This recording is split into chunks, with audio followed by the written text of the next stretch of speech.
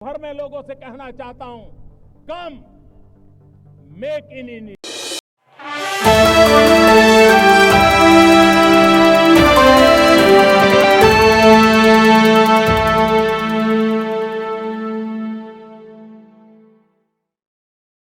Pope Francis अब हमारे बीच नहीं रहे। सोमवार 21 अप्रैल 2025 को 88 वर्ष की आयु में उनका निधन हो गया। उन्होंने वेटिकन के कासा सांता मार्टा स्थित अपने निवास पर सुबह 7:30 बजे अंतिम सांस ली। वेटिकन समाचार के मुताबिक वे लंबे समय से बीमार चल रहे थे। बीते दिन ईस्टर के आवास पर लंबे समय के बाद वे लोगों के सामने आए थे। पोप फ्रांसिस जेसुइट ऑर्डर से पहले पोप थे। 8वीं शताब्दी के बाद से यूरोप के बाहर से पहले पोप थे।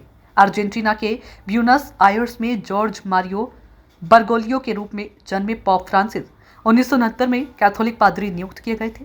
28 फरवरी 2013 को पोप बेनेडिक्ट XVI के इस्तीफे के बाद 13 मार्च को एक पोप सम्मेलन ने कार्डिनल बर्गोलियो को उनका उत्तराधिकारी चुना।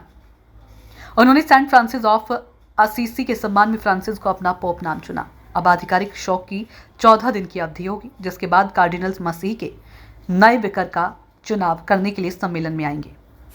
लंबे समय से बीमार चल रहे थे पोप फ्रांसिस लंबे समय से बीमार चल रहे थे। लगभग 1 महीने तक अस्पताल में इलाज कराने के बाद पोप 24 मार्च को अपने निवास स्थान कासा सांता मार्टा लौटे थे। अस्पताल से लौटने पर उन्होंने बड़ी संख्या में अस्पताल के बाहर जमा हुए लोगों को आशीर्वाद दिया था।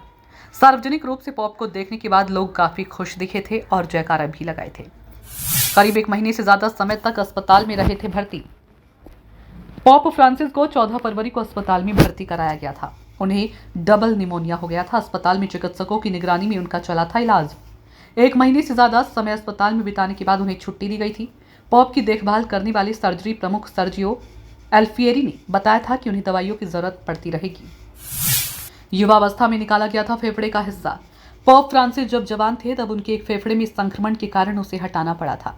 इस कारण उन्हें सांस से जुड़ी बीमारियों का सामना करना पड़ रहा था। 2023 में भी उन्हें फेफड़ों में संक्रमण के कारण अस्पताल में भर्ती पड़ा था। भारत की यात्रा की थी अटकलें।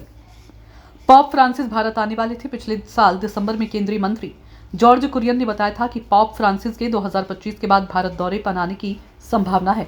2025 को कैथोलिक चर्च ने जुबली वर्ष के रूप में घोषित किया है। भारत पहले ही पोप फ्रांसिस को आधिकारिक तौर पर आमंत्रित कर चुका है। प्रधानमंत्री नरेंद्र मोदी भी उन्हें सीधे तौर पर निमंत्रण दे चुके हैं।